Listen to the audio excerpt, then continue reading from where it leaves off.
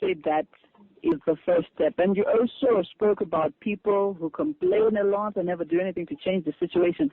That is where I think many of us are. We fall short as well on that one. But you also speak about acquired fear. Please explain to us further what you mean here. Well, I was talking to a gentleman who told me that he has been paralyzed by fear because in the past he had startup businesses that failed. So he failed once, twice, 3 times, and now he's conditioned to believe that he will not succeed. And that is a fear that can hold you back.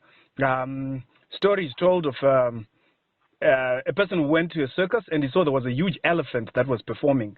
When the elephant was not performing, the circus attendants would put a small chain around its legs and put this chain, and chain it to a pole. And this guy came to say, this is ridiculous. That chain is too thin. This elephant can actually break free from this chain.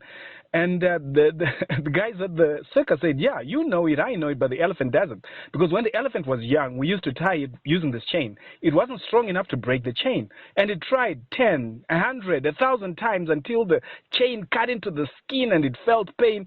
And in its mind, it was convinced it will never be able to escape from there. So unless something really drastic happens, it'll just believe that it cannot escape. That is what I mean by acquired helplessness.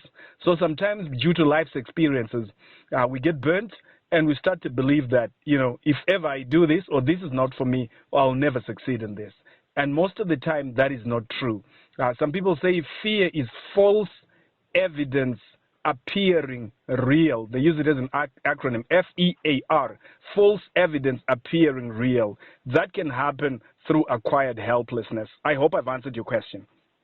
Absolutely. You say the false evidence appearing real. Yeah. Wow. I didn't make that up, by the way. I must confess. I heard it somewhere. But it is powerful. It's deep. Thank you so much for joining us. It's always good to have you on the show. How are you doing? I'm doing excellent, wonderful, and fantastic.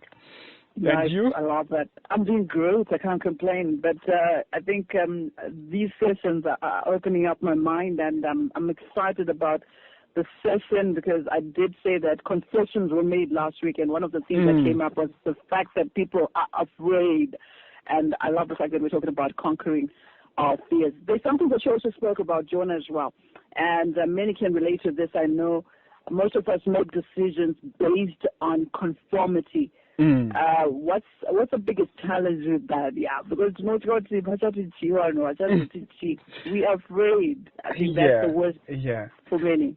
I think it's probably something that is deeply ingrained in humanity because from my own studies, I've realized that it actually affects all people of different ethnicities and races in the world. But my thinking, this is not scientific, this is just my own educated guess, is that sometime in the past, humanity came to realize that if you're not part of the clan, if you're chucked out of the clan, your existence is threatened. It's an existential threat. You could be eaten by animals. You could be killed by warring tribes. You could be savaged by cannibals or whatever. So it became deeply ingrained in us that I need to belong, and that sense of belonging, I think it's now excessive. We've taken it beyond the existential threat where somehow psychologically at the back of our minds, we really need that comfort that people, are approving of me or believe in what I say. But, I might not know the one secret to success, but I'm certain that one of the secrets to failures is to try and please everyone. To try and please everyone. The truth of the matter is exactly. I think it's impossible. Yeah. So it's there are a number of things that one could do, but I think that the first port of call really, in fact, there's so many things I want to share. I won't be able to share everything, but all right, go on. But the first thing I want to tell you is your focus can empower you or disempower you. By focusing, we're talking of what you are concentrating on. So let's take, for example, Jonah Mungoshi, right? Here I am in this industry. I've been in this industry for the past 17 years, right? And people have expectations of me. If I stand up to speak, they expect me to blow them away, right? And these expectations can actually be daunting to the extent that you could start thinking, oh my word, what if I don't live up to their expectations? What if everything I've said they have heard before? What if today is really the day when I'm going to mess up? So once you do that, you are focusing on the things that could go wrong. You're focusing on your fear. And I'm sure you agree with me that merely having that thought in your mind starts to disempower you. It starts to make your fears grow. So what you focus on is of extreme importance. And you can change what you focus on by changing the conversations you are having in your head, by asking yourself questions. So I ask myself question, what is my purpose in life? My purpose in life is to help people discover their potential and create wealth. It's not to be the most entertaining speaker. It's not to make sure that I don't bore some people. It's not to make sure that all the time I'm always original. No, it's to help people. If I can help one person discover their potential, discover their talent, and start taking action, then hallelujah, I've done it. And if I focus on that, I don't care whether I mispronounce a word. I don't care whether I choke. I don't care whether I start stammering and stuttering. I am fixated. I am obsessed with the end goal that I have. And my end goal is clear. So when you focus on that end goal, you actually find that to a great extent, you start overcoming fear. Because remember what I said last week? Fear actually exists nowhere else except in your mind. So if you don't control your mind, who will control it for you? So that's a starting point. What are you focusing on? The moment you start focusing on what could go wrong, you know what? Whatever you focus on expands, it grows, it's magnified. And whatever you focus on, you tend to attract. Then you'll, hey, where did I lose you? I don't know. I don't know what happened. Just hold on. Okay. 100.4 FM. All the radio you need and much more. Well, indeed, all the radio you need and so much more. We come to you 24/7, 365. We're coming to you live from 102 Simon Mazorodze, and we're on a segment that we call Half Hour with Jonah Mungoshi, and this is our weekly dose of inspiration. Today we're talking about conquering our fears, and I lost Jonah just a bit there, but he's back on the line. Jonah, you were talking about here, our focus shouldn't be on our fears. Really, don't focus on your fear, you say, because it disempowers you. You also say that you need to change the conversations that you're having in your mind, and that is critical. What else do we need to do? There's lots more that we need to do, but as a starting point, that's good. Let me talk a little bit about some of the techniques you can use to manage fear. You see, there are certain actions that fear hates. Fear cannot coexist when you take certain actions. Fear hates a microscope. When you take fear and you put it under the microscope and you start examining it, you start interrogating it, you find that fear starts to move away. Because most of our fears are vague, right? So vagueness in terms of, I'm just afraid. Somebody who can articulate their fear, like you did last week, which was a great thing, to say, actually, I have a problem with fear. Your chances of addressing it are higher than a person who will just generally say, I don't think things will work if I do this, but they are not articulate. They cannot clearly identify that they're actually holding themselves back by their fear. So you need to put your fear under the microscope and say, what exactly am I afraid of? What could possibly go wrong? What is a realistic worst case scenario? I've heard someone saying there are people who are more scared of public speaking than death, and I'm like, no, something is wrong upstairs, because if you put it under the microscope, what could possibly happen? Maybe you could freeze in front of people, and then, they'll say, sorry, let's have the next speaker, but it's not the end of the world. So put your fears under the microscope, examine them, interrogate them, because fear actually prefers an environment of ignorance. Where there's ignorance, there's fear. Right, where you tend to fear more the things you actually don't understand. Fear takes cover in assumptions and beliefs and superstitions that are vague. So when you have these assumptions about people that are not necessarily backed by fact, when you have got beliefs that are disempowering, when you hold on to superstitions that definitely are not proven. Have you ever seen, when you discuss with superstition with people, it's always like, no, you can't question this. It happens. Really, it happens. That's it. And I'm like, no, wait a minute. Let us critically examine this. It happens. Even where religion is concerned. I was talking to people and say, I actually think it's crazy to find educated people going to a so-called prophet who then tells them to drink something poisonous or use. Oh my God. Yeah. You have to go there. I have to go there because this is reality. That superstition, always, it's shrouded in mystery, in superstition. So you find fear hates the microscope, where you analyze it. It hates interrogation. It hates light, where you shine the light on that fear. When I say to myself, right, I'm hesitant to do this show. Why? Why am I hesitant? Well, I was hesitant because I was thinking, what if I say the wrong thing? What if the impression that people have of me, what if I don't live up to that impression, right? And I've shined a light on it. I've interrogated it. I've gone down to the basic building blocks of my fear. And then I come back and say, but what am I focusing on? What is my purpose? What is my God-given mission?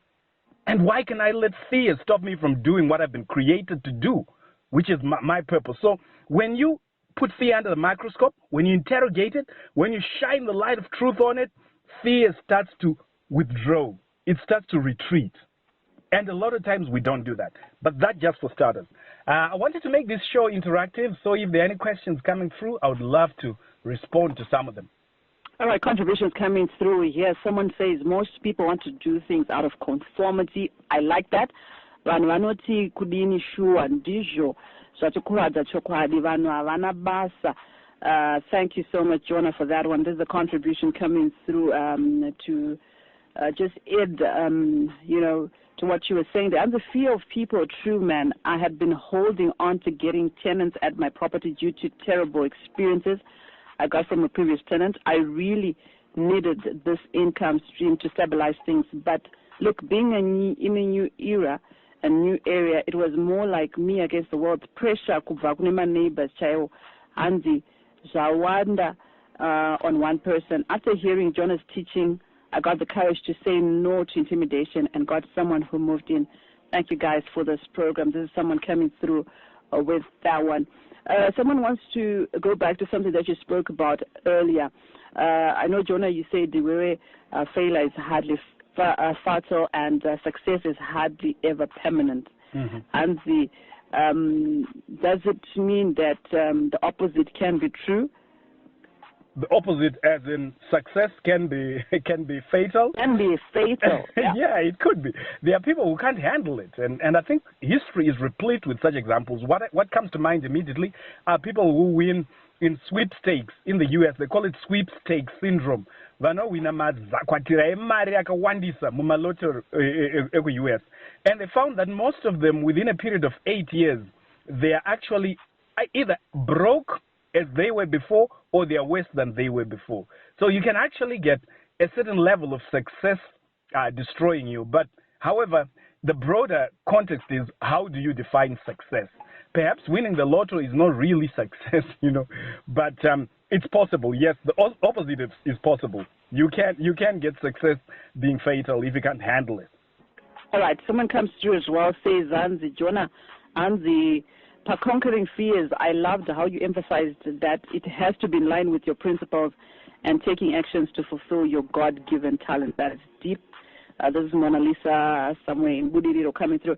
And someone else comes through here, says, Hanzi, inindofira pa fear yekuchika kutadza. Fear of failure. I think ndopane akawana kuti we fear failing. Handidi kutadza zvamuchose saka ndogara ndatenga kuzama kwacho. Hanzi ndoteta, I think maybe ndogara ndateta kuzama kwacho. But I learned something from Jonah Nasi. So thank you so much for that one. Just thinking good visual. If I try and I fail. Let me add something to that. You can actually increase your probability of success by taking certain actions. And those actions are actions that fear hates. I've already said fear hates the microscope. It hates interrogation. It hates light or truth. It also hates logic and reasoning. Fear hates logic and reasoning. When you confront it and say, but is this really logical? So maybe you get to a point where you're petrified of something, and maybe there are 100 people there, and for some strange reason you feel you are the only one who will be a victim to whatever is happening. So when you confront it with logic, you find that you can conquer fear. But coming back to what I was saying, fear hates knowledge. The more knowledge you have about a subject, the less afraid you become. The more knowledge you have about any subject, the less afraid you become. So you want to start a business in a certain industry, you will have more confidence when you increase your knowledge in that area. So instead of wasting your time worrying about fear, you're actually using your thinking capacity to think in a loop. It's like what we used in, I used to do computer programming, we called it a circular reference. You're going round and round and round. You can actually use the same thinking power to be gaining knowledge. So this is something you can immediately start doing. Nobody stops you from doing that. There's an industry you want to get into, get more knowledge. Let me just go back to the comment that another person made about the fear of getting tenants. What I can say there is every experience that happens to you is an opportunity to learn. So sometimes you win, sometimes you learn. So if you have had negative experience with tenants in your place, what did you learn and what will you do differently? Because if you do exactly what you did before, you're likely to get exactly the same results, and expecting different results whilst you're doing the same thing is one of the definitions of madness. So fear hates knowledge. Fear hates expertise. You know, I teach people on the 7 Habits of Highly Effective People by Dr. Stephen Covey. And what he says, according to his model, is that private victory precedes public victory. Before you go out and start showing off that I'm like this, I'm like that, you actually have to pay the price. And paying the price involves getting knowledge in your area, getting expertise, practicing, developing the skill. A person who's preparing to go for, I don't know, maybe marathon, who has practiced for the past 6 months, has less fear of a marathon than somebody who just practiced 1 week. So you can actually start addressing your fear by having knowledge in the area where you want to go into, by acquiring expertise by doing something. Fear hates preparation and planning. When you sit down and plan, because a lot of people who have got these fears, they're very vague. They actually don't have a plan. Like, what do you really, really want to do? You're even scared to start having a plan. But if you can overcome that fear, sit down, plan, have a concrete plan of what you're going to do. And by the way, most plans fail probably, I think, 95% of the time. But that's not the issue. When you have planned, your failure is different from the failure of the person who had no plan. Fear hates organization. Just being organized and saying, I'm going to do this by such and such a time, by such and such a date. Fear hates that. So you can actually try this out.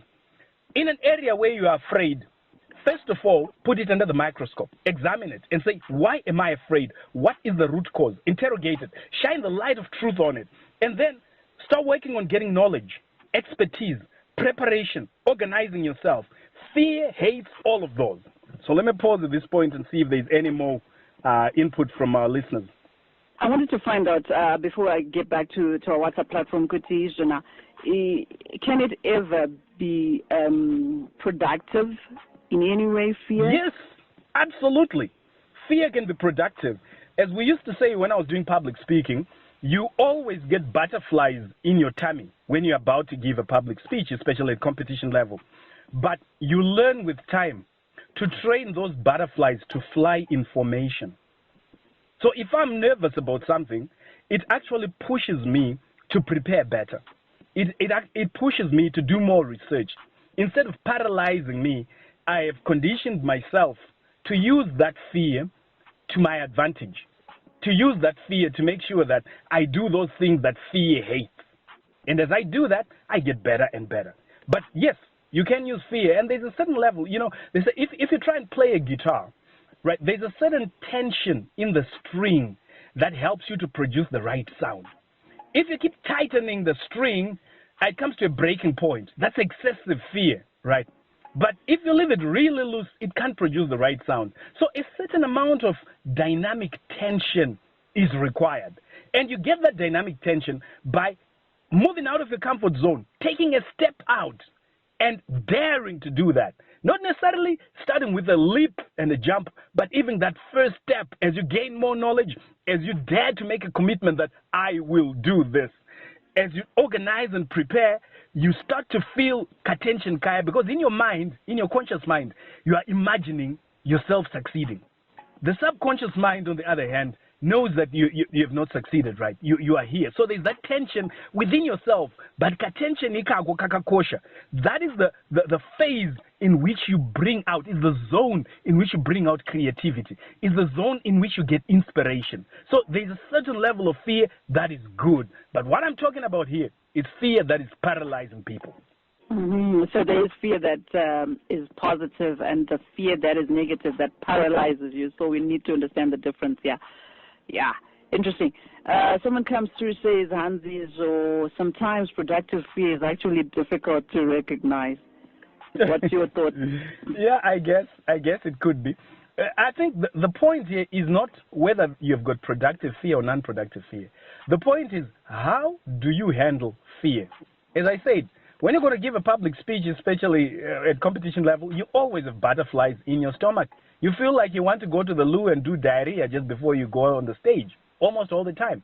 But the question is, how do you respond to it?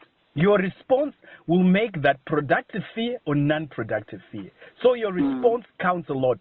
And in coming up with that response, all those things I've spoken about matter. Putting that fear under the microscope and say, what am I trying to achieve here? What is the cause? Interrogating it, shining light, focusing, what is it that I really want, right? And focusing, because, you know, the human mind is interesting. It can only focus on one aspect at a time, which is one of the lessons I teach people is that if you really want to be happy, you need to be grateful. Gratitude drives away misery. Your mind cannot focus on misery and gratitude at the same time. It's impossible. So when you focus on your end goal and you allow that to empower you, you obsess with that, you're fascinated by it, you find automatically you cannot be thinking about your fears at the same time. Interesting. Controlling our minds. Our minds are powerful. Yeah. We need to start changing conversations that we're having in our mind because our conversations can make or break us. What else do we need to understand before we let you go today? Okay. What do we need to understand? Fear also hates what I would call stick-with-it ability. Stick-with-it ability. You could call it perseverance. Fear hates perseverance. When you consistently take the actions you know you shouldn't take, your power over fear grows. So anyway, before I go, let me just give that number again. If you'd like to join the Success family and be able to get a transcript of my initial 5-minute intro, as well as access to recordings of these sessions, please send your name via WhatsApp to this number. Have you got your pen and paper? The number is 0775 190 718. Let me repeat that, 0775 190 718. Now, coming back to you, Glenda, I would like you to commit to action. Right. You have said that fear is one of the things that holds you back. I want you to commit to a specific action. You don't have to share right now on radio, but I want you to commit to a specific action and then take as many of the lessons I have shared as possible. Put your fear under the microscope, interrogate it, shine a light on it. Ask yourself, what is it I'm afraid of? Is it failure I'm afraid of, or is it what people are going to say? And then attack it with knowledge. What if it's both? If it's both, it's fine. We can still attack it using the same things. Attack it with knowledge. Attack it with expertise. Attack it with preparation. Attack it with positive talk and positive thoughts. And last but not least, the one thing that fear absolutely hates is action. When you feel the fear and you take action anyway, fear becomes a coward. It puts its tail between its legs and it starts whimpering like a dog with COVID. It starts to flee. I like that. All right, so I'm committing to action, and definitely I will fill you in on how this goes. But, yeah, my mind has been opened up, and moving forward, I'm changing the conversations in my head. John, it's always good to have you on the show. But before I let you go, we have the battle. My song was Handinga Vume from Mercy Mutrene. You chose Ivy Combo's And It's Okay to Shure. I did ask people to vote. We always ask you guys to come through and vote for the song that you'd rather hear from start to end, because we dropped a snippet of it just after the feature and just when we had lost Jonah for a minute. So the results are here, and unfortunately, I take this one home today. What do you mean, unfortunately? Say fortunately. Celebrate your success. Well done. Because you know what? From next week onwards, you're going to be losing. I promise you. You're going to be losing. I promise you. I'll spend sleepless nights planning this. All right. We'll see what happens next week. Time will tell. But thank you so much, Jonah. It's always great to have you on the show, and looking forward to another session next week, same time. Awesome. Thank you, Glenda. Thank you, listeners. Conquer your fear. That's it. Bye. Nice one. And remember, if you want to be part of the Success family, the number is 0775-190718. If you want a copy of the transcript of the session that Jonah shared today, you can also engage on that number. All right. So that's it.